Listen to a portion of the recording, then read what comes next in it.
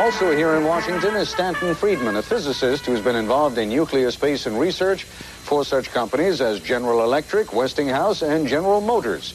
Mr. Friedman, there are books, there are magazine articles, there are television interview programs which have very little time, such as this one. Give it your best shot. If you are seeking to convince the skeptical, what do you point to? I'm seeking to convince the healthy agnostics. The skeptics don't want to listen to the data in my findings. I point to the 2,400 plus landing trace cases, physical changes in the environment collected from 65 countries. I point to the 3,200 cases in Project Blue Book Special Report 14, 20% of which couldn't be explained and had all the characteristics we attribute to flying saucers. I point to the 3,500 pilot sightings collected by a NASA scientist on the West Coast. I point to Bud Hopkins' 140 abductees with a waiting list of 200, and an enormous amount of data in the form of documents, some of them obtained from the government directly, some not so directly, clearly indicating that our planet is being visited, that some UFOs are alien spacecraft, and that we are indeed dealing with a cosmic Watergate.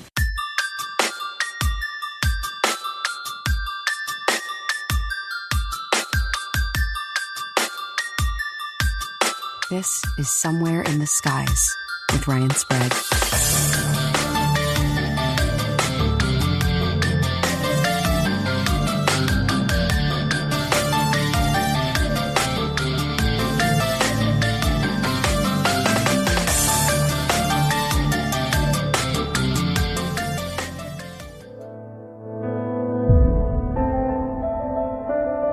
He worked for 14 years as a nuclear physicist for companies such as General Electric, General Motors, Westinghouse, and McDonnell Douglas.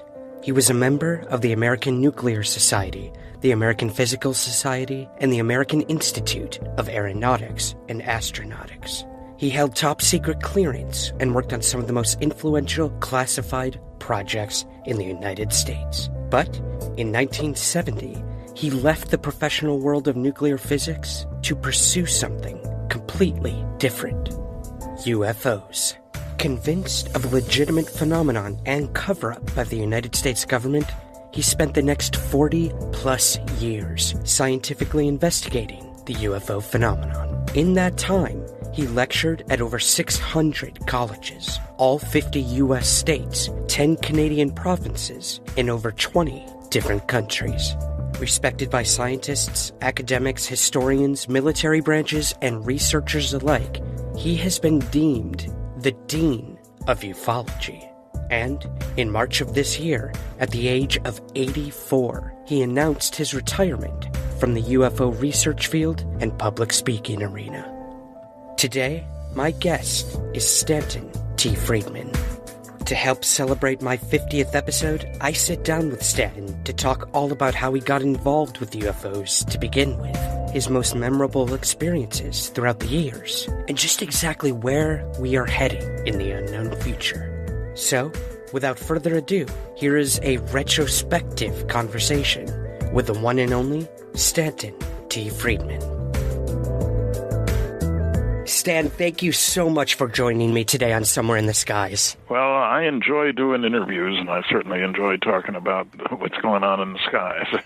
Sure. Yes, I would say so, and we will definitely get into that. I mean, Stan, so the first book I ever read on the UFO topic was Crash at Corona, written by both you and Don Berliner, and I was terrified as a 13-year-old to think that, UFOs were flying around in space, but now they're also crashing on our planet. And that fear turned to obsession. I've been researching ever since.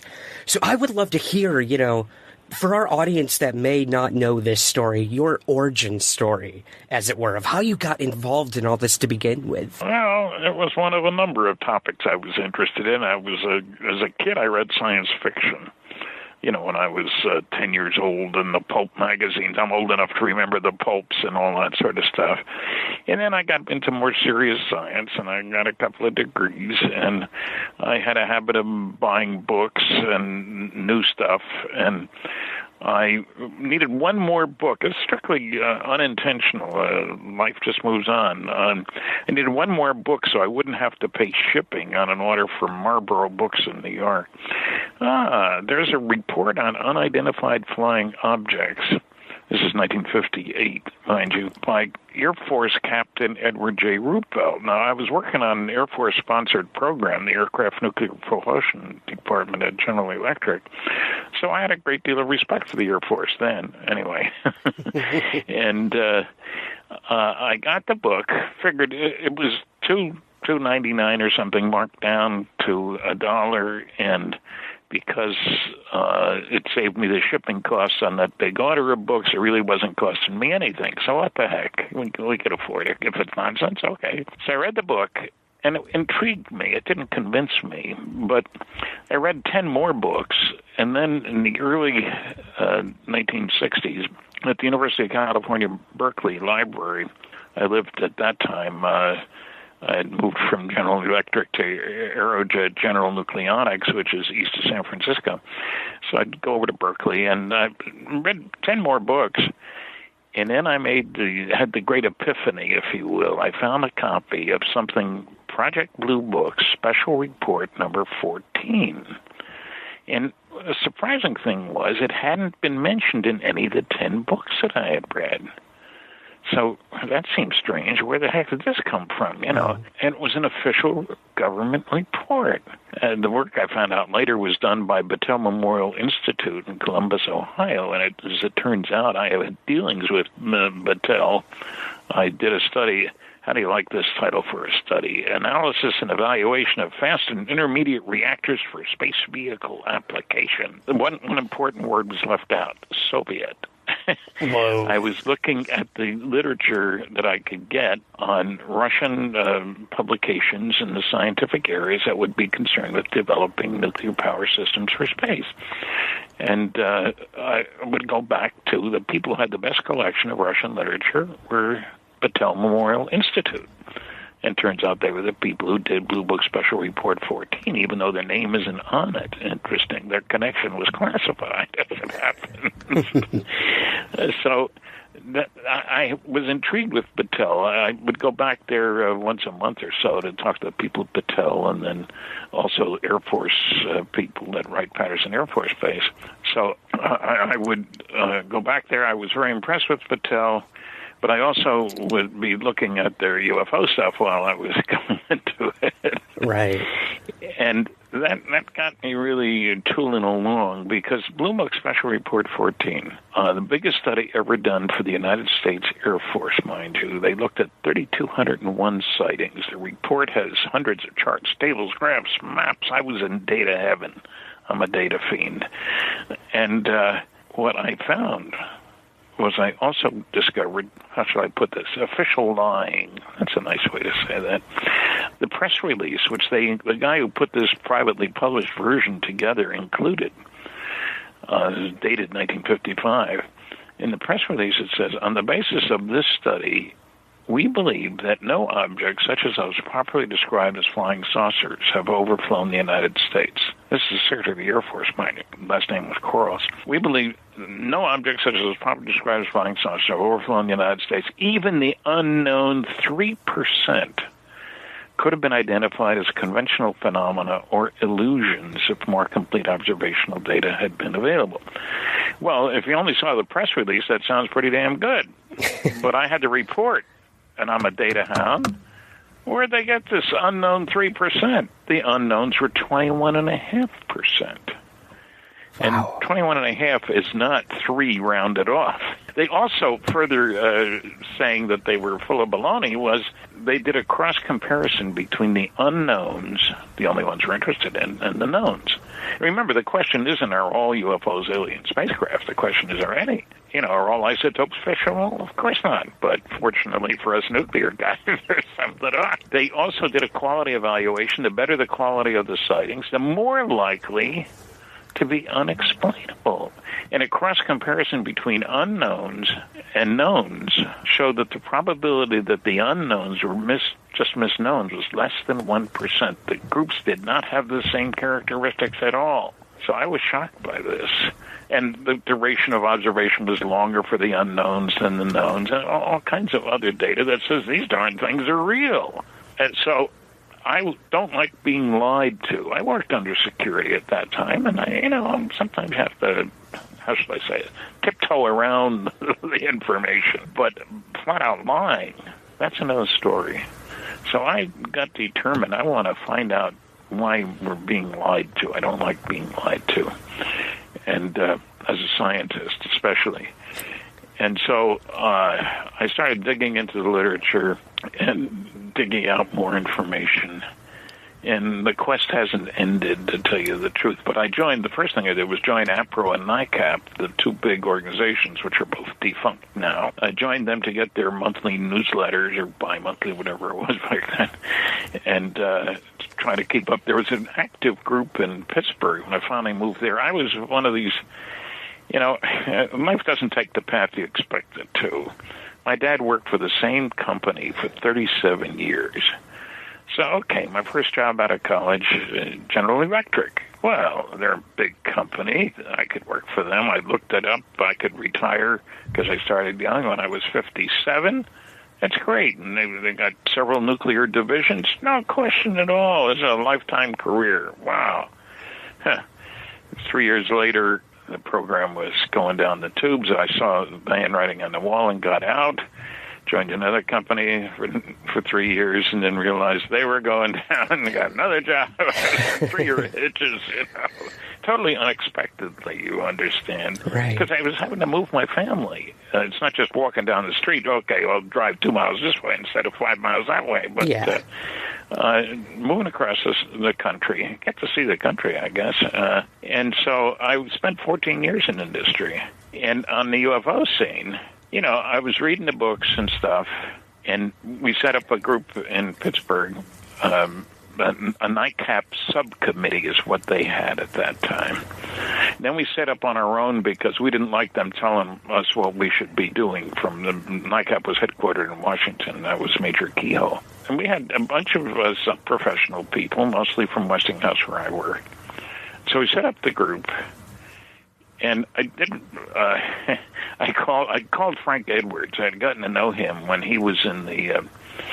He wrote a book, Flying Saucers: Serious Business. He was a journalist from Indianapolis, and on one of my stints, I worked for General Motors Allison division, which was working on military compact reactors. Nobody thinks of GM and nuclear reactors, but they were, and. Got to know Frank, and when I moved to Westinghouse in Pittsburgh, I told Frank, I want to go public. Everybody. Give me some names of the media people, because our group good things were happening. I felt very good about the group. So he gave me a bunch of names. He was a wide-ranging journalist, let's put it that way. Yeah. And one of them was the producer of a radio show with a great name, Contact. Perfect. For KDKA Pittsburgh, which is the big station in town, the big media outlet. And so I called this producer and thought, heck, I'm a Westinghouse nuclear physicist. Pittsburgh's kind of a Westinghouse town, or was. Westinghouse has kind of gone down the tubes, but to some extent. And so I thought you might want me to have me as a guest on your show, Contact. Don't call us, we'll call you. Okay, what the heck? Well, less than a month later, at 6:30 in the evening, I get a call from this producer. We had a cancellation. Any chance you could do the show tonight at 7 o'clock? Well, I lived close enough to the station to have to go down there. Now, they didn't do it by radio, by telephone at that time. Right. So I said, yeah, I can do that. So I went down, did the show. Now, admittedly, I wasn't as sharp at dealing with nasty, noisy negativists then as I am now. I've heard all the anti-arguments. Right, you acquire that as time goes on, right? Yes. But anyway, I did the show, and as it happens, a woman at Westinghouse, where I worked at the Astronuclear Lab, called me afterwards. She happened to hear the show and said, Stan, we're reading Frank's book and Frank Edwards' book, in my book review club. Any chance you could give us a lecture in my living room? Sure, why not? Wasn't too far away. I lived downtown and so forth. So that my first talk was in her living room, a few dozen people. Oh, wow. And the word got out, and I did more. And then I did the show again, and one day, out of only 2 days and 3 years, did I drive to work from downtown with Joanne, who was the supervisor at Westinghouse Astronuclear Lab. And we were talking, and I was saying, gee, I'd sure like to speak at Carnegie Mellon University, the big university in town.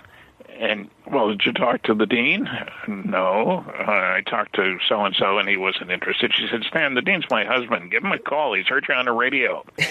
Oh, okay. And so I called Gene, his name was, and we set a date right away 4 weeks later. And the last question was, how much do you want?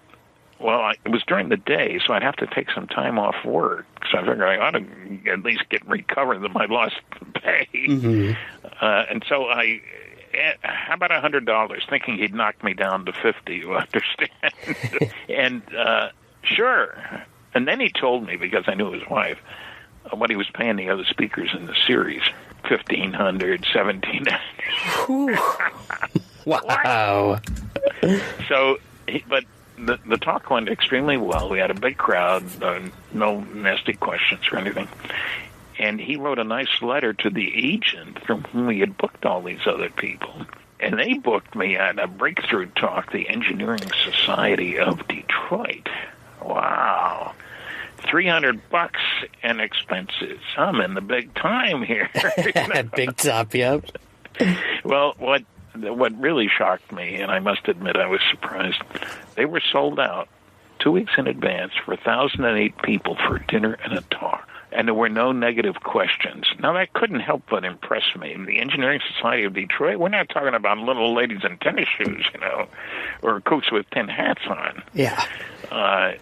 And, again, there were no negative questions. And then another talk that really impressed me was the local section of the American Institute of Aeronautics and Astronautics got together with the, I guess it was the Nuclear Society. There were two groups, sponsored a joint lecture. We had over 400 people there.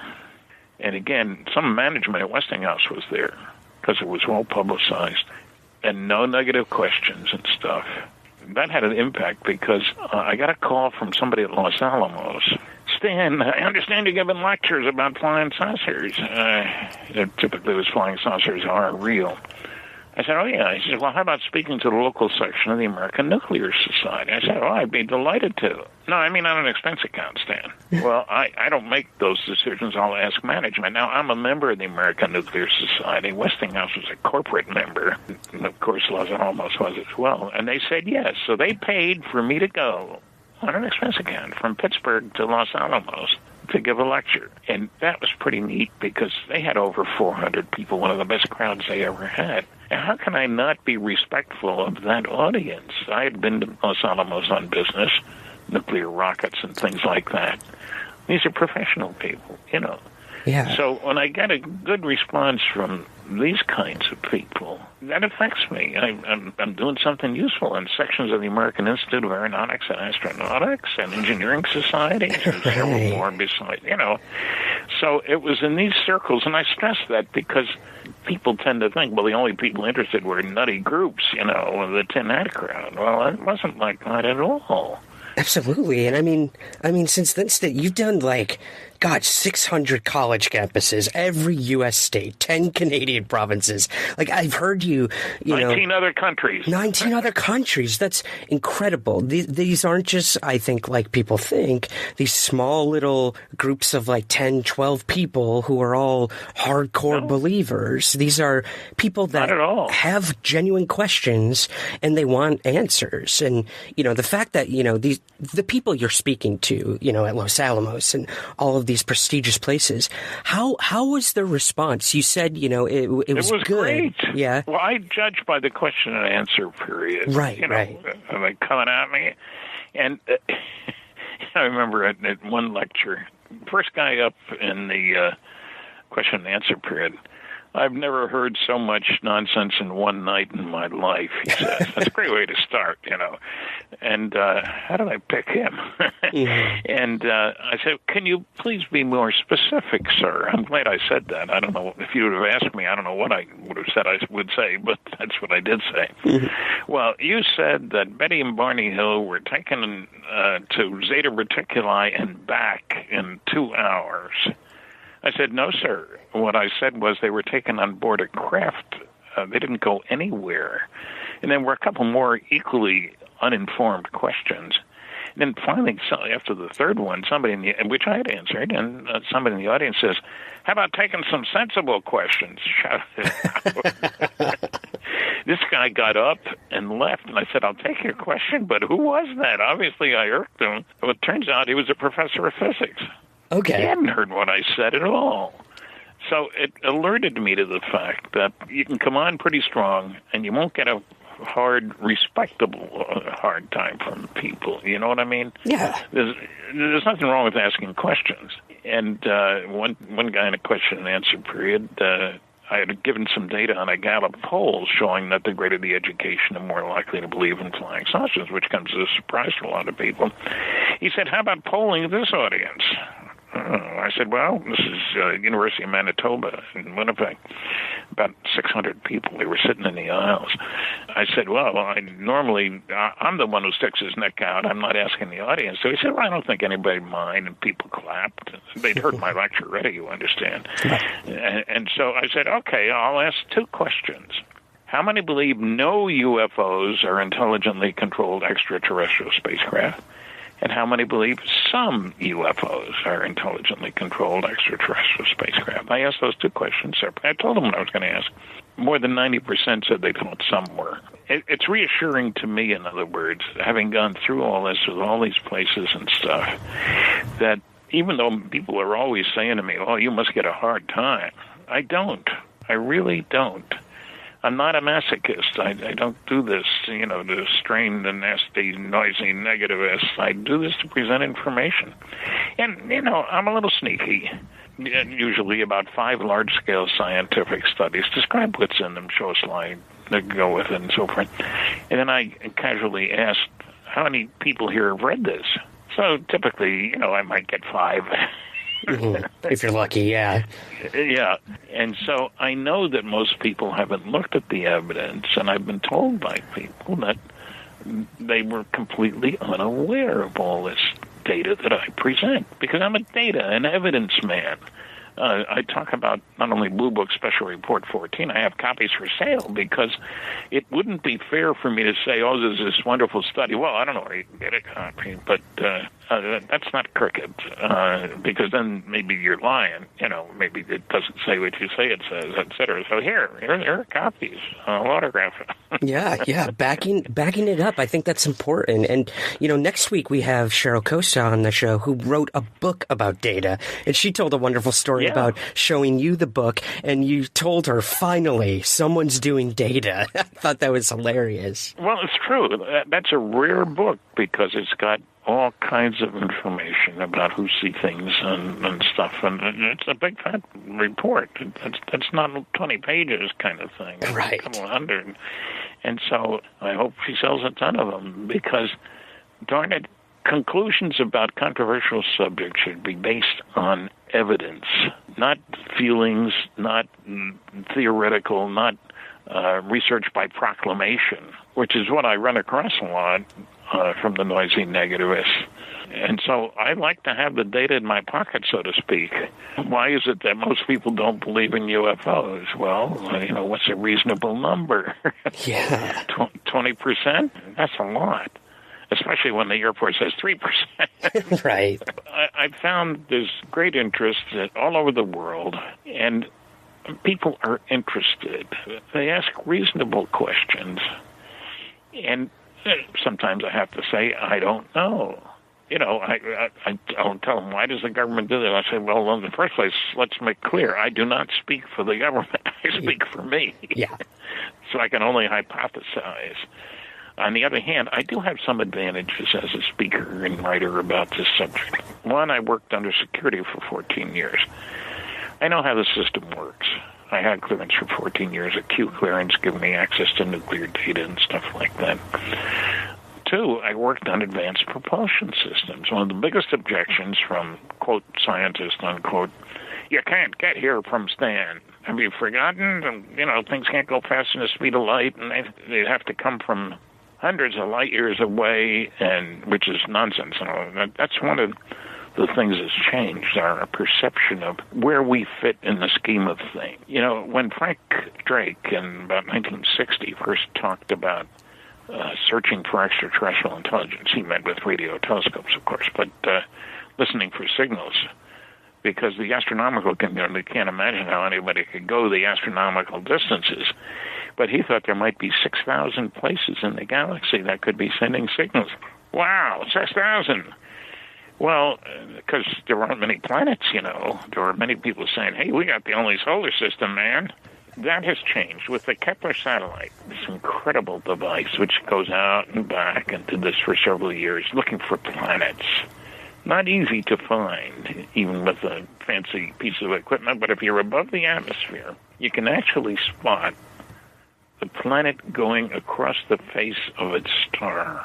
That's pretty sensitive, is what I'm a great admirer of the technology. And so when you do that, holy cow, there are planets all over the place. Absence of evidence is not evidence for absence. That holds for flying saucers as well. The fact that you don't know about it doesn't mean it's not true. And so the latest numbers suggest that there's 1.6 planets per star on the average. Now, what does that mean? To give you a neighborhood survey, so to speak. There are about 10,000 stars within 100 light years of here. It's not that I counted them, the astronomers counted them. That means there are about 16,000 planets within 100 light years. So we go from Frank's 6,000 planets to at least 6 billion in the galaxy. So there's several things that our understanding has caused us to change our view about. One is the number of planets. One is, and the number of stars, too, for that matter. Remember, at one time we thought there was only one galaxy. Right. Oops. Sorry, billions of them, too, folks. But beyond that, we also, in the 1920s, we thought the sun, our star, was a mass of burning gas. And that's how the energy is produced. By 1938, we suddenly realized, ain't no way you can get enough energy we know the mass of the sun, and we know the energy output and stuff. Somebody, some very smart physicist, figured out that it was nuclear fusion, which nobody knew anything about before that, really.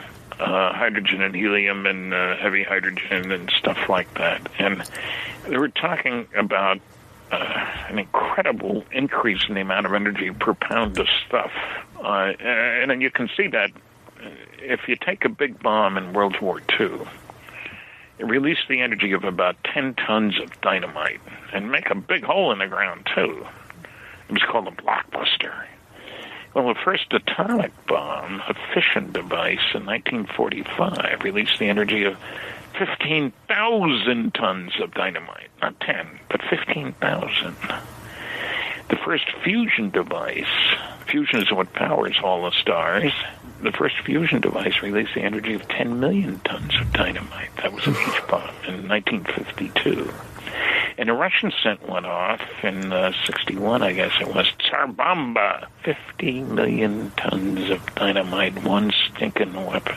And the reason I go through this is that suddenly you've got not only a way of mass destruction, but propulsion to the stars. Exactly, yeah. And I worked on a study of fusion propulsion for deep space travel in 1962 at Aerojet General Nucleonics. My boss was John Luce.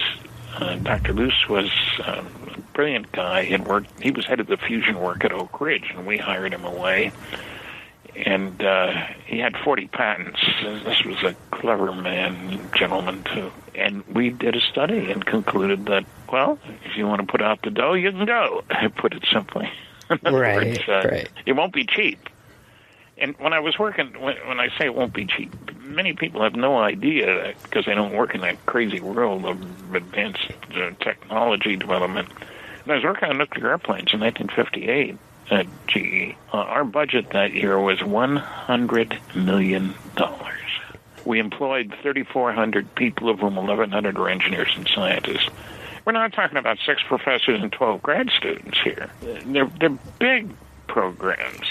The stealth aircraft was developed at $10 billion over 10 years in secret for Lockheed. So that's an important part of this, in other words. If you guys can't, it's not a question of you guys getting together and deciding how, well, let's see what we can do about this. It takes a major effort. And the taxpayer, we've had a lot of these big programs. Most of them have gone nowhere. Some of them have gone everywhere, kind of thing. The Manhattan Project, for example, nuclear weapons, the stealth aircraft. Our first spy satellite, the Corona spy satellite. And I have no idea whether that name came because the Roswell incident actually happened just outside Corona. Right. But the Corona spy satellite, the first 12 launches, they knew that the U-2 was going to get shot down as it did because the Russians were getting smarter. They started in the 50s. The first 12 launches were failures. Those are expensive. In secret. Nobody knew about it, see, so nobody can say, what are you spending our money for, blowing things up? The 13th one was a success and got more data than all the U-2 flights that had preceded it about what was going on in Russia. I mean, a satellite, is in constant operation and it's spending a lot of time going right over the Soviet Union. The whole program was done in secret. And I love the way they got their data back. They deorbited the film canisters, which were caught in the air by Air Force planes. He released them over the Pacific. And, of course, he knew where things were going, and orbits are predictable and so forth. But it's kind of a different way of getting data back, isn't it? Yeah, absolutely. Well, you got a problem. You got a solution. You don't have a better solution. We need the information. Let's do it. And when it comes to national defense, cost is not the paramount concern. You know what I mean? Yeah. How much is it going to cost? Well, okay, if that's what it costs, that's what we'll spend. Because it was absolutely essential that we know whether the Russians were gearing up to attack us. Yeah. There were many people who said they were. And so the fact that we could get actual data, evidence that showed that they weren't building up all over was very important and probably kept us from having a war, because there were many people who would say, well, if they are, we better get them before they get us. Mm-hmm. Exactly. Can you imagine what that would have resulted in? I'll drop my bomb, then you drop yours. And, we have a long history of underestimating the Russians. In 1948, General Leslie Groves, who headed our nuclear weapons, the Manhattan Project, was asked, how long do you think it'll take before the Russians build a nuclear weapon? Well, he went on for some time that the Russians, they had lost 20 million people during the war. They didn't have the industrial capacity we had. They'd been bombed all to hell. It'd probably take them at least 8 years. Well, said this in August of 48. About 13 months later, the Russians set off their first bomb. We had vastly underestimated them. We did not have, in two ways, we didn't have a radar net. What do we got to worry about? And then we thought they didn't have any big airplanes. They certainly didn't show any during the war. And then all of a sudden, at one of these big May Day celebrations, I'll call it, here come all these big airplanes. Son of a gun. They look just like B-29s. What they had done, we had left the B-29 over there. It was bringing Lend-Lease stuff, and there was something wrong with it, and they couldn't send it back. And they copied it. Chinese copy, if you will. Mm-hmm. And they built a whole bunch of these stupid, Eastern Europeans. They don't have Harvard and Yale, after all. Well, that was very much the attitude, and it cost us, because that gave them a chance to catch up much more than they would otherwise if we had recognized that they had the capability. Yeah, they'd gone through a war, but that didn't mean they were stupid. There had been Nobel Prizes given to Russian scientists, believe it or not, guys. But and I'm sensitive about this because all four of my grandparents were Russians. So. That's understandable. Absolutely. What I'm saying is things move in mysterious ways in this world of our why things get done or don't get done, who does them, and so forth. Can be totally wrong. And, I've talked, my uncle had come over to the United States from Germany in 1938, and he had tried to get more of the family to come with him because he saw the handwriting on the wall, and Hitler was talking about what he was going to do, and Jews were not in good shape over there, but he couldn't get relatives. This is Germany, the land of Goethe and Beethoven. They wouldn't do stuff like that. That's crazy. So they wouldn't leave, and they got slaughtered in the concentration camps because it's hard to believe that other Earthlings will behave that badly toward other Earthlings, Yeah, until it happens. Yeah, after it happens. Oh, yeah, I guess we should have realized that. Yeah. But what I'm saying is we make judgments often based on insufficient information. It's one of the things that characterizes the attitude of the astronomical community about UFOs. They don't think you can get here from there. They don't think people can keep secrets. They don't think there's any evidence, and so therefore they're not going to look for any evidence. And it's a constant problem when I look at astronomical texts. Where's the reference to the large-scale scientific studies about UFOs? Oh, they'll dismiss UFOs, all right. And my college classmate, Carl Sagan, for 3 years, in 2 different books, said there are interesting sightings that aren't reliable. There are reliable sightings that aren't interesting, but there are no interesting and reliable sightings. No evidence was provided to substantiate this totally false statement. It's exactly the opposite. The Blue Book Special Report 14 showed the better the quality of the sighting, the reliability, the more likely to be unexplainable. But don't bother me with the facts. My mind's made up. And that same applies, so you can't get here from there. Now, why would anybody expect an astronomer to know anything about advanced propulsion systems? Think about that. That's not his bailiwick. Well, I worked on nuclear airplanes, nuclear rockets, and I wonder how many people listening are aware that in 1969, 3 different organizations operated nuclear fission rocket reactor propulsion systems on the ground. These weren't little toys. At Westinghouse, we tested the NRX A6, fancy title. It was less than 8 feet in diameter. Liquid hydrogen propellant. Went in very cold and came out at 4,000 degrees. The power level was 1,000, in our case, 1,100 megawatts. Now, Hoover Dam produces 2,000 megawatts. Hoover Dam is enormous. Ours was 1,100 megawatts. Aerojet tested one at 1,000 megawatts. And Los Alamos Scientific Laboratory tested the Big Daddy Phoebus 2B nuclear rocket reactor propulsion system, also under 8 feet in diameter, and also with an exhaust temperature of 4,000 degrees. Not much works at 4,000 degrees that we know how to make, I better add. And the power level was 4,000 megawatts, twice Hoover Dam. Now, these were all successful, and we were so delighted because we listened, and we didn't know whether our system would work well. Nobody had done it before. Yeah, right. And what joy. And they canceled the damn program. That's weird.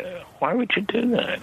Okay, so we have this idea of the physics and the propulsion behind it, and then you have the people who relate this to the UFO topic. And one of the cases you brought up was Betty and Barney Hill, and the idea of how could they get here, this, that, where did the Hills go?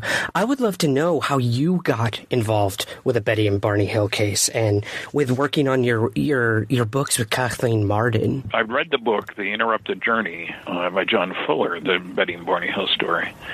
And then I had the lucky opportunity, going back to Westinghouse again, I did media stuff there, and the guys from the same talk show that I had been on that got me moving along called me and said, we're bringing Betty and Barney Hill to town. We thought you might like to know. And they told me where they were staying, which is very unusual.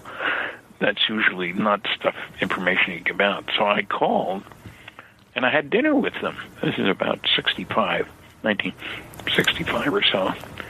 And I was listening to see if they'd said anything that expanded upon what was in the book, were they going to exaggerate? And they weren't. I was very favorably impressed with them. I mean, Betty is a social worker. Barney's a civil rights, activist and worked for the post office, but I was very impressed.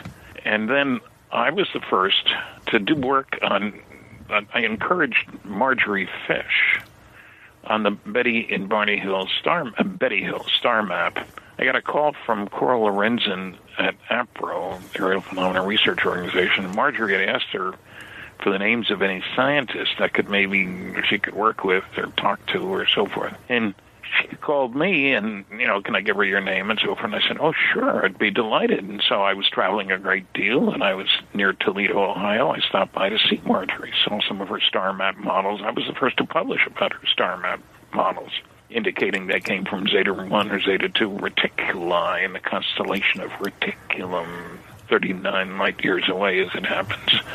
So I got involved early on, published a paper in Saga magazine about the star map with Bobby Ansley Charonda. I wasn't writing much myself at that time, worked with other people. Then I encouraged Terry Dickinson, who was editor of Astronomy magazine. I'd gotten to know him. He came to one of my lectures in Milwaukee, and he's still around. He's not editing. He's retired, like I'm supposed to be at the end of this year. Oh, yeah, we'll get into that a little later, for sure.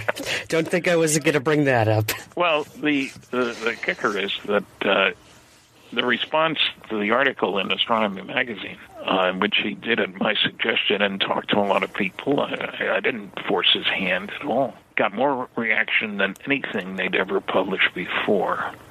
So they published a number of letters over the next year, and then they put out a 32-page full-color booklet, the Zeta Reticuli incident. They immediately sold 10,000 copies, which is unheard of for this kind of thing. Wow.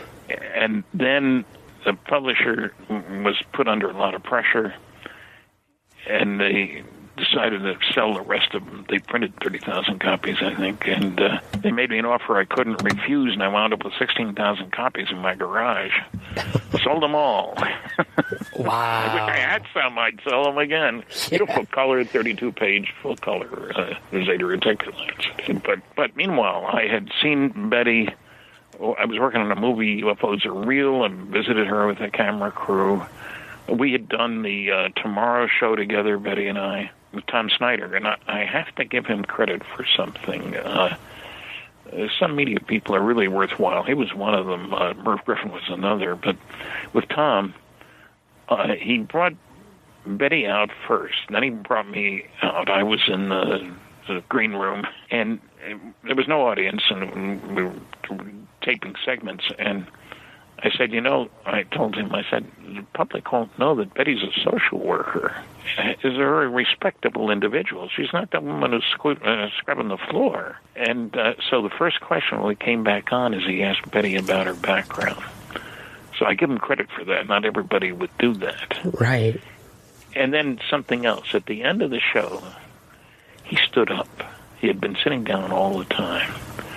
Son of a gun, he's about 6'7". And Betty is 5 feet, and I'm 5'9.5" on a good day. What I'm saying is he could be a very intimidating presence if he chose to use that. But he didn't, and I give him a lot of credit for listening to my suggestion in the first place and for not intimidating us. It was a good discussion, a good program. I really enjoyed doing it. And with Merv, he was a pleasure. He asked such sensible questions. And I did a show twice, actually. But after the first show, we had a live audience. I asked him, I said, gee, that was fun. I really enjoyed that. And because he was sharp. And he said to me, just the two of us standing there, he said, I try to keep the show at a level of after-dinner conversation. You're having friends over for dinner. And what kind of questions would they ask? And he did a great job of that. And Merv isn't a scientist, but boy, he was a very bright guy. I really appreciated the fact that he had done some work. He asked sensible questions. He was cordial. He represented the audience in a very clever kind of way. So some of these guys really serve a useful purpose. Not everybody. But so I've been to Betty's house. I had been several times. And that's how Kathy got to know me. And she once told me that Betty had said, if you ever need any help, there's one guy you can trust, and that's Stan Friedman. So we did 3 books. And they're all listed at my website, incidentally, www.stantonfriedman.com. And the ones by the 3 of us are autographed by both of us. We use book plates. So everything I send out is autographed. Look, I know I put myself in the people's place. They're buying a book.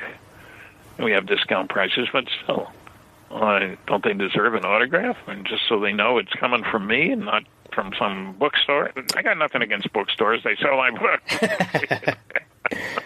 No, that's a good point, though. It's that extra personal touch. Yeah, and like I say, I'm on the internet, www.stantonfriedman.com. You better spell Friedman right, though, Friedman.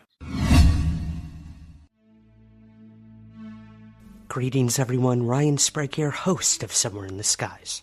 For over 7 years and more than 400 episodes, the Somewhere in the Skies podcast has always been free to listen to, but it's not free to create. So we offer several ways to help support our efforts and get rewards in return. If you listen to the podcast on Apple, you can click the subscribe button at the top of your Somewhere in the Skies feed to become a premium Apple subscriber. Or you can join our Patreon campaign with several tiers available. Both of these options give you the same benefits and rewards: ad-free episodes, early access to the main show, and bonus episodes and content.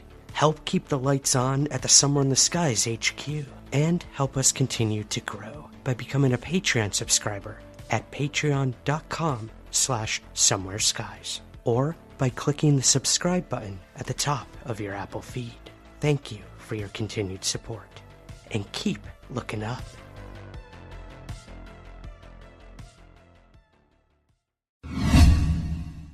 Well, Stan, one of the other cases I wanted to get in with you, which you know more than anyone else on this one, what I always found fascinating is how you basically helped break the story of Roswell when you met with Jesse Marcel. I would love if you could tell us that story before we move on here to some listener questions. Well, I was doing a television interview in Baton Rouge, Louisiana, before speaking at Louisiana State University. It was at the local television station. I was supposed to do 3 interviews, and the guy was very helpful and nice, and he said, the guy you really ought to talk to is Jesse Marcel. I said, oh, who's he? I'd never heard of him. His next sentence changed my life. He handled wreckage of one of those saucers you're interested in when he was in the military. What? And he wasn't joking. There was nobody around. He wasn't trying to impress anybody. He was telling me the fact. Well, so what do you know about him? Well, he lives in Houma, Houma. I didn't know where Houma was in Louisiana, but he's a great guy. You ought to talk to him. So the next day, I was at the airport early, and I called information. Some listeners may not be aware. That's what you used to do when you wanted a phone number, and you didn't go to a computer because you didn't have one to go to. Called the operator in Houma, and there was a listing for a Jesse A. Marcel, and I called him. Told him I was a nuclear physicist. I'd had a clearance for 14 years and so forth. Trying to impress him that, I'd been around a bit. And so he told me his story. People said, why did he talk to you? Well, I wasn't threatening to him. I impressed him with being nuclear. Remember, he was the intelligence officer for the only atomic bombing group in the entire world, which was based at Roswell. The noisy negativists forget to tell you that usually, just a bunch of GIs. But, they happen to be the guys who dropped the bombs on Alamogordo. They set off the bomb, and then the Hiroshima and Nagasaki, and 2 more in Operation Crossroads and so forth. I was the only group in the world like that at that time. And so I was very impressed with Jesse. It was a phone conversation. I got other names of people I could talk to. In the next, I shared that with Bill Moore, and in the next year or so, we talked to 60 people connected with the event. And, I got lucky when I called I had a look in editor and publisher. Is there a newspaper in Roswell? What do I know about Roswell? I'll be there in July. But, the Roswell Daily Record. So I called the Record. to find out something about the town. And the fact that it was the 509th that was there, the only atomic bombing group in the world, and I called the newspaper, and I found an article. We found a date. We found some articles in newspapers. So I called the newspaper, and I said, I've got an article here that says a guy named Walter Haut was the public information officer for the base, and before I could finish the sentence, his wife works here. What? So I talked to his wife, and then I talked to Walter, and then he was a huge help, because not only was he a public information officer, which he was for the base, but he was a World War II bombardier, more than 20 missions over Japan. This wasn't a dink, again. And remember, he actually dropped the instrument package over one of those atom bomb tests. Yeah. And you used your best guys to do that, because if you don't get it in the right place at the right time, you've wasted a bomb, and at that time we didn't have bombs to waste. So Walter was more than a public information officer, and he knew many of the people, helped me find other people, and the big thing is he had a base yearbook, which he made a copy of for me, and I'd call him and say, hey, do you know where any of these guys are? Well, I remember Joe, and last I heard he was in Oshkosh, or, that was a big help. And one thing I learned, and this is a lesson for investigators, which I didn't know when I started, you talk to somebody. Yeah, I was there at the base at that time. They'll remember Colonel Blanchard, and many of them remember Jesse Marcel because he was the intelligence officer. You remember anybody else who was there?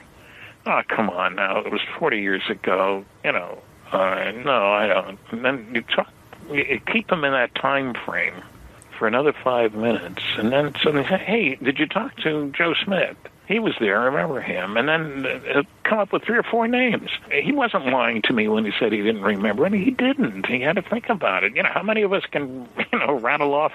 I can tell you who I went to high school with, but not the other people. So it became an immense amount of labor, and I certainly was convinced that we're dealing with a true story.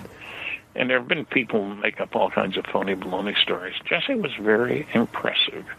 Look, you don't get to be the intelligence officer for the only atomic bombing group in the entire world by being an idiot. It's just, and of course his son, who was deceased also, was a medical doctor and served in intelligence work, and I still can't believe Jesse Jr. was called back in at age 68 in the reserves he had been, and he was flying combat missions in Iraq, in the Middle East.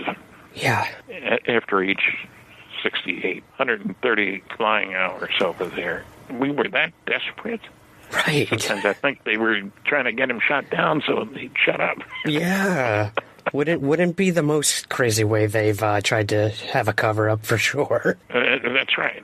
So, yeah, Roswell has been and I'm a member, I was elected into the Roswell UFO Hall of Fame. You'll see it at the museum. And for people who wonder, just to prove that there's interest, last year, the International UFO Museum and Research Center in Roswell, New Mexico, had over 205,000 visitors. Yeah. And it's in the middle of nowhere, believe me. Oh, yeah, I've been there. And my God, that was one of the lengthiest drives through a desert I've ever experienced. Yeah, I believe it. Because, look, it's 200 miles from Albuquerque. Yep. It's 200 miles from Amarillo. It's 200 miles from El Paso. Look, I grew up in New Jersey. There isn't anything in New Jersey that's 200 miles from where I grew up. That's a good point, yeah. Well, it makes for a perfect place for something to crash or be tested. That's for damn sure. Well, I'll tell you, people say, well, why? And I had an astronomer in England say to me, why would an alien go to Roswell, to New Mexico? All there is sand. I said, you ever been there? Well, no. I said, well, I have. I take it you're not aware that 2 of our 3 nuclear weapons labs are in New Mexico, and that White Sands missile ranges where we're firing all our missiles? Mm-hmm. And they're both there because there aren't many people there. You don't fire missiles with a lot of people around, for goodness sake. You might make a mistake. The Kirtland Air Force Base is there. Mm-hmm. It's a natural place to put military installations, Alamogordo Army Airfield and stuff like that. So Roswell was there for that reason.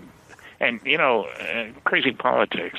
The base was shut down by Lyndon Johnson because New Mexico didn't vote for him in the election when he won the presidency. Oh, wow. That's a vendetta.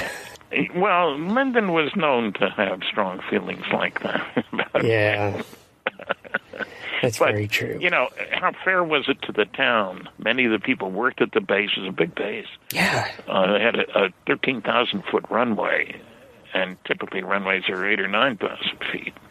And that was because they had big B-36 bombers carrying nuclear weapons, and they needed 6 feet of concrete for a runway. How's that? If you go out there now, you go out to where the base was, which is south of town, and you'll see airplanes being cut up. It's a burial ground, if you will, except they don't bury them. They cut them up and sell the parts. Okay.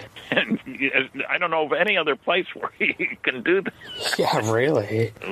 For all kinds of airplanes, big ones, small ones, et cetera, et cetera. So it's been a fascinating story for me, and I will be there again. It's probably the last time on the anniversary. They have a festival. That's the word. That sounds strange, but in July, around the time of the crash anniversary. Right. And I think last year, 9,000 people there for the weekend, something like that. That's incredible. And people don't realize how much revenue that brings into that small town every year. They earned it. Yeah, when Lyndon absolutely. canceled the base, which the German Air Force used to fly out of there. It's a great place for flying. It's at 3,500 feet, no mountains close by.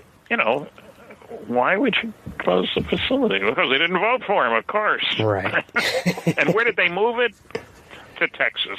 Yep. Lyndon's land. That sounds appropriate, yeah. Stan, well, the other thing that kind of connects here to Roswell, not kind of, this is a big part of the Roswell case as well, is another thing that you worked with and investigated, and I'd really love to hear your thoughts on where you stand on this now. It's the MJ-12 documents. Now, we've had so many people argue this for so many years, but you wrote one of the most definitive books on these documents. So I'd love to hear, now in 2018, what is your stance on these documents? How much is real? How much is baloney? Where do you stand on that? Most of the MJ-12 documents are phony. Okay, that's true. Most isotopes aren't fissionable either. Like it or not, most people can't run a mile in 4 minutes. Nobody can. So there are at least 3 documents that I believe are genuine. The Eisenhower briefing document, the Cutler-Twining memo, and there's another one which doesn't come to mind at the moment. And as proof, tells you something about research in the field. Philip Klass, who was Mr. Noisy Negativist himself, an avionics editor for Aviation Week and Space Technology. No, flying saucers are alien spacecraft. Nah, it's nonsense. And he challenged me on those documents, the Cutler-Twining memo in particular. Obviously, the memos are fraud because it's done in the large pica type, but I've got 9 documents here done from the National Security Council, which name is at the top, and they're all done in elite type. So I challenge you to find any other genuine documents done in the same size and style type, and I'll give you $100 each up to a maximum of 10. He did this rather publicly, and you have 60 days. Well, okay, I immediately went to my files, and it turned out, I didn't know this at the time, but it turned out Phil had never been to the Eisenhower Library or the Truman Library, and I spent weeks at them. And I immediately went to my files, and I had 20 pages done in the same size and style type. They didn't meet all this criteria, but time frame, et cetera. But so I was going to the Eisenhower Library, and might as well check. And when I went there, it's easy to spot the difference because one type is much bigger than the other one typeface. And so I made copies of 14 documents, no doubt about their being genuine. I found them at the Eisenhower Library and made copies of all of them, sent him the copies and an invoice for $1,000. He would only pay me for 10, see. And he paid me. And then he got madder than hell when I included a copy of his check in my book. The audience loves it. Yeah. But, it's typical of the intellectual bankruptcy of the pseudoscience of anti-ufology. Don't bother me with the facts. My mind's made up. And it's such a splendid example that he had never been to the library. And it turns out they have like 250,000 pages of NSC documents. And you're telling me they're all typed on the same typewriter? Right. I hope people recall that we used to use typewriters before computers were around. Well, the MJ-12 documents, in other words, I'm convinced I did rather extensive work on the 12 members of the group.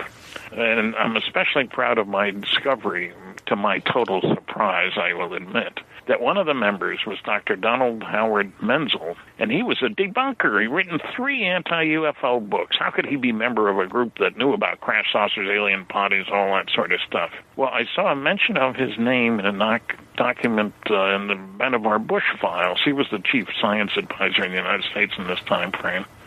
Outstanding individual. And so I followed up on that and had to get permission from 3 different people to look at his papers at Harvard, the Center for UFO Study, UFO, whatever the name of the group was at that time.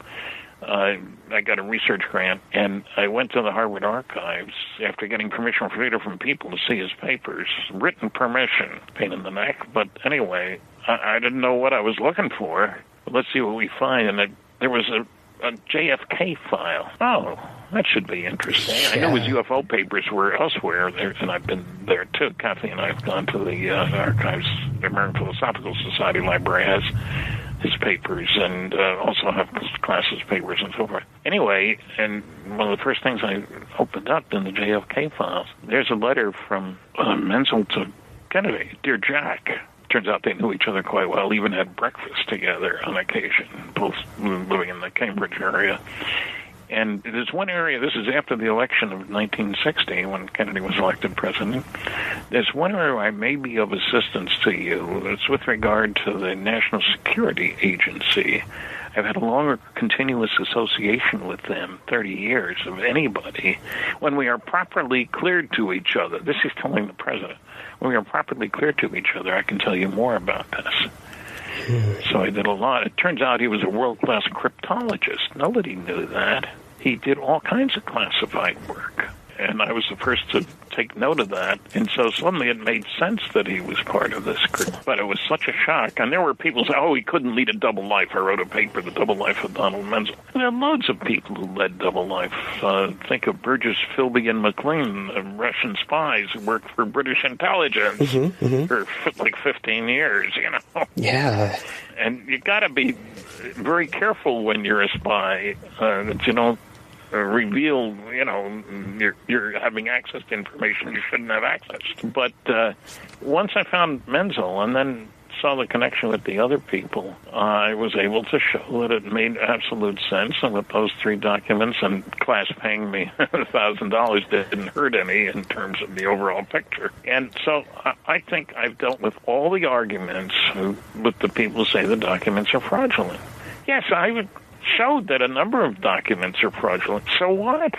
I'm not denying that. It'd be natural if some good stuff gets out, you flood the market with crap, and I hope it rubs off. Yeah. Well, and we all know, like, these sort of campaigns have been used for years in terms of disinformation, of putting some truths amongst the lies, and that's the only way they can sort of get it out. It's extremely frustrating to have to wade through that, but there are people who will do that due diligence to do that. People like yourself, many other researchers who aren't out there, speaking or on television. They're doing the hard work underground and finding the truth to those things. Well, I have to have evidence in hand before putting my mouth in gear, is my feeling. As a scientist, I have that requirement on me.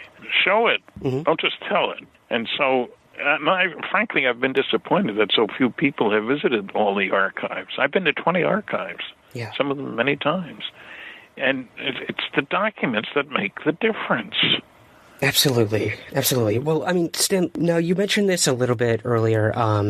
You made an announcement about, maybe a month ago now, of your retirement from the field. And I mean, people were, mixed reactions all around, but everyone was like, oh my God. It's finally happening. Are you kidding me? No.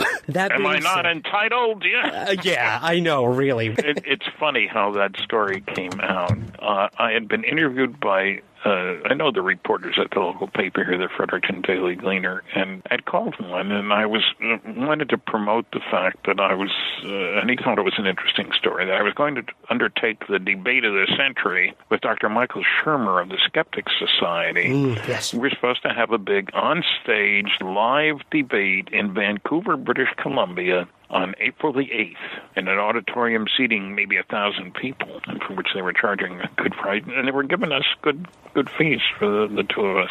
And so I talked to this reporter that I've known. He's done other articles about me, and he wrote a nice article. And then I got told the debate had been canceled. No good reason. There wasn't enough interest or something like that. And so I contacted the reporter, and so he said, well, is there anything else, any way I can salvage this?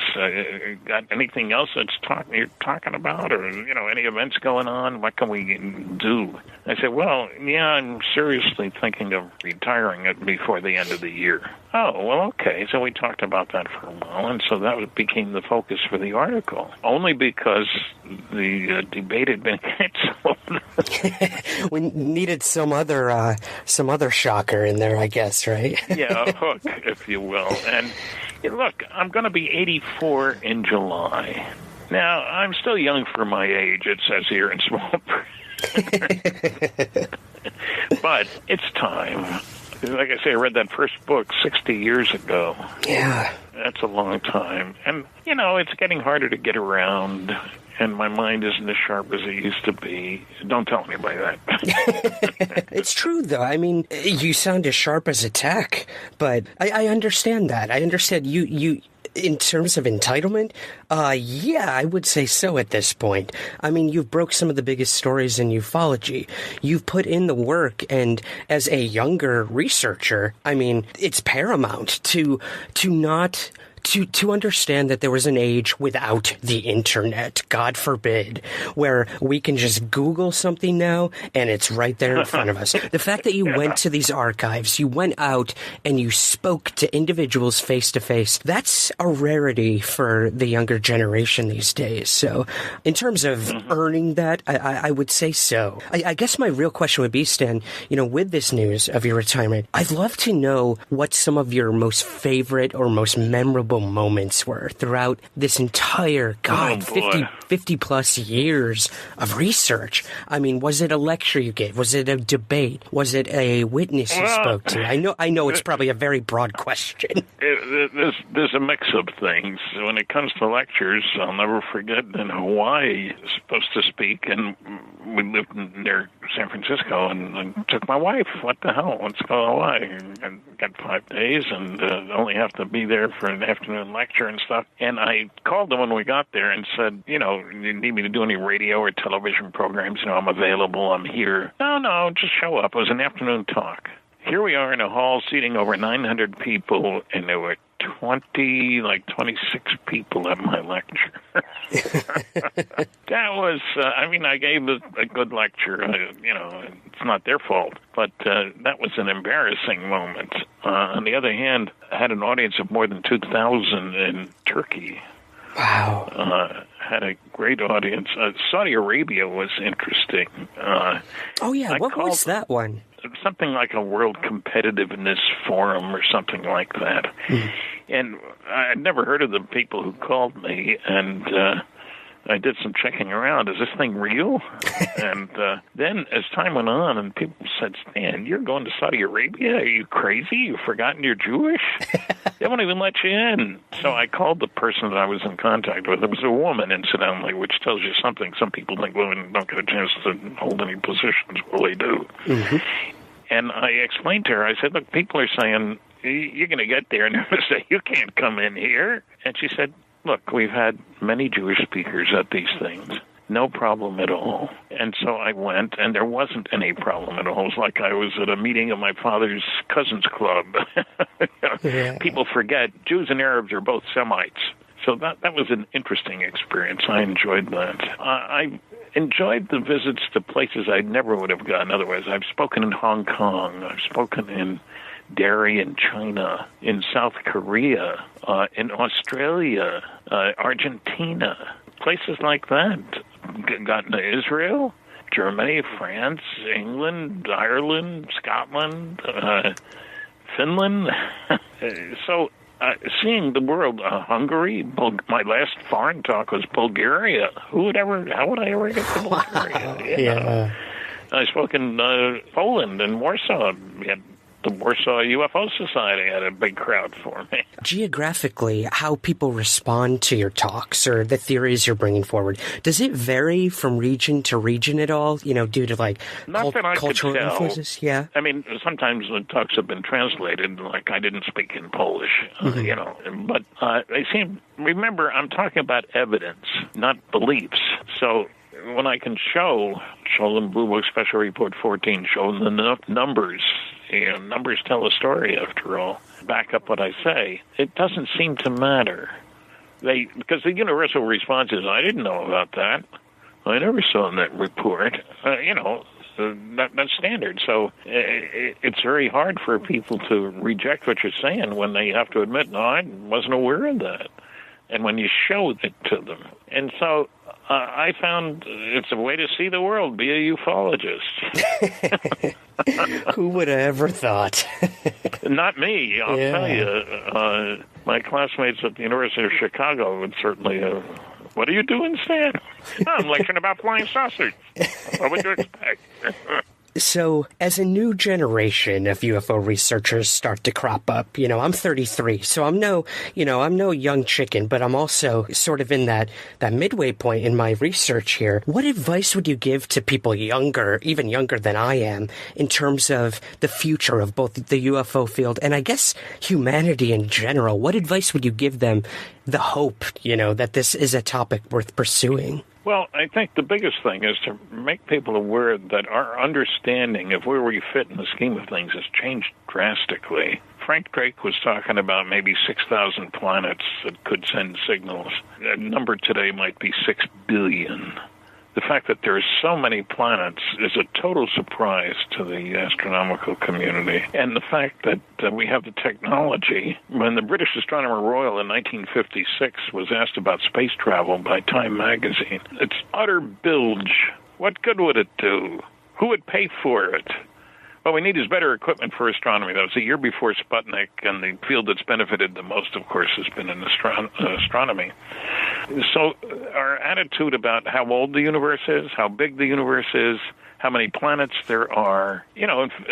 Bishop Ussher in 1650 or so was saying that the world was created in 4004 B.C. I don't think he said on a Thursday afternoon, but he went back through the Bible about begatting. Now we say, they left 6 zeros out of that. It's 4 billion years ago that the Earth was created. 4.5 billion. Was a $500 million between friends. And so these concepts, in the 1920s, the sun produces its energy by burning gas. What do we know about fusion? But fusion is what produces the energy throughout the universe, all the stars. But there's an enormous difference. And so suddenly what seemed impossible is now possible. Space travel. And it was just like a great astronomer in 1903, October, said if there was one thing he was sure of, man would never fly any distance in a vehicle, maybe with a balloon, but that was 2 months before the Wright brothers' first flight. We assume what we don't know doesn't exist. There ain't nothing we don't know. We're smart guys, We're the cream of the cream. And throughout history, that's been shown to be wrong. Jet engines, for example, were laughed out of town. Space travel was thought to be absurd. And I've seen numbers, how heavy a rocket would have to be to get a man to the moon. A million tons would have to be. But if you make enough stupid assumptions, you can prove anything is impossible.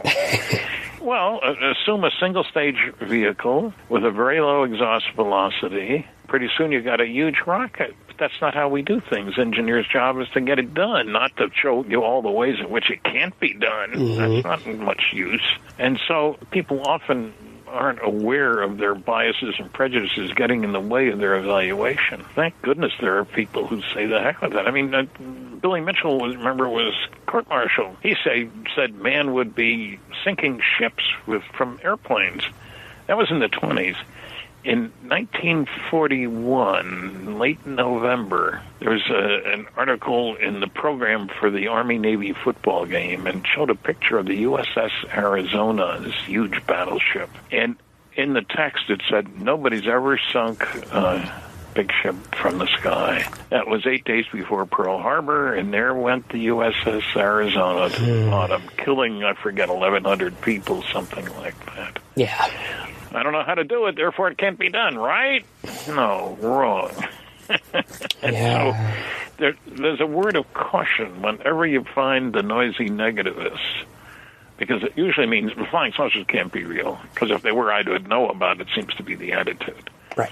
But when I'm sneaky. I check my audiences. When I talk about this large-scale studies, I ask how many people have read them. And I think it sobers the audience to realize I'm not the only one who hasn't read that stuff. None of these people have just about. Yeah. Maybe I better listen to this guy. And I show them the documents or the reports or whatever, so they know I'm not just making it up out of my head. And so we need to be very careful about presuming we know what the future is.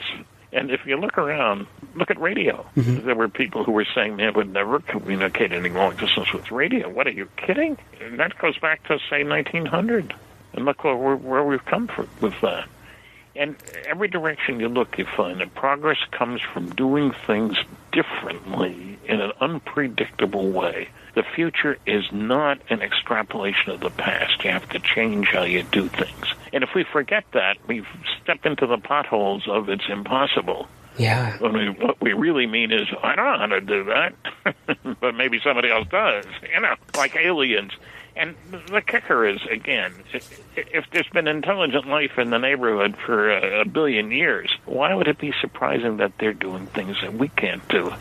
And that business of how many places there are, we assume because Earth is 4.3 light years from the next star over after the sun, that everybody is stuck with. There are loads of stars that have other stars less than a light year away. My favorite stars in the whole case, Zeta 1 and Zeta 2, they're an eighth of a light year apart, for goodness sake. 39 light years from here. That gives you an entirely different perspective. We've got people saying anybody coming here would have to come from 1,000 light years. Absurd. Give me 5, 10, and 20. Exactly. Wow. Well, Stan, I'm going to be seeing you in Halifax, Nova Scotia, this upcoming May. I'll be speaking at the Esotericon, where you're going to be the keynote speaker at that event as well. Right. So I guess, for any of our listeners who live in that area, I hope they'll come out and see you give this talk. Do you have any? It's free, too, I'm told. Yes. How rare is that? It's being put on by your nephew, Paul Kimball, who does so much amazing work in Halifax, with local government, and was able to obtain all these speakers to put on a conference for free for the public, which I think is an incredible feat. It's my celebratory swan song. How's that? Absolutely. One that I'm so honored to be a part of, and one I hope everyone will come to. Well, that being said, Stan, one more time, where can we find all of your work, your books? Give that to us. Okay, they're all listed on my website, www.stantonfriedman.com. And you got to spell Friedman, Friedman. And it lists my books and other sources like Blue Book Special Report 14. I don't believe it's proper for me to talk about something and say, well, I don't know where you can get that. That's why I've sold a lot of copies of Special Report 14. And so if you want an education, incidentally, in one of my books, Top Secret Magic, about the MJ-12 documents, I list a dozen PhD theses that were done more than 10 years ago, so there are more now. So there is information out there, and I have loads of references. I just finished looking at an old book, First Contacts, The Search for Extraterrestrial Intelligence, which was done more than 20 years ago. And there's nothing sensible about flying saucers in it, no references to the big, large-scale scientific studies or any of the technology stuff or whatever. Why don't they put pictures of nuclear rocket engines, for goodness sake? They're available. But so my website has the information. So, I believe in interacting and communicating. I've been doing this for a long time. If I didn't enjoy what I was doing, I wouldn't be doing it. After the first 500 lectures, you'd say, the hell with it. Yep. I'm over 700 now, so Yep. away we go. Well, it's extremely invigorating, as someone who has a couple times been like, I want out of this. It's invigorating to see that it's worth the study. It's worth the research to keep doing it, to keep looking for those answers, no matter what it is. Like you said, the future is unpredictable, and I think that's extremely exciting. So I can't wait to see where it goes. And I know this isn't the last we've heard from you, Stan. It might be, your retirement from research, but it certainly isn't your retirement from the field overall. So I have to thank you so much for coming on Somewhere in the Skies today. It was an immense pleasure and honor, and I will see you in May. I will see you there, and there won't be any, I hope there won't be any snow on the ground. I hope at that point.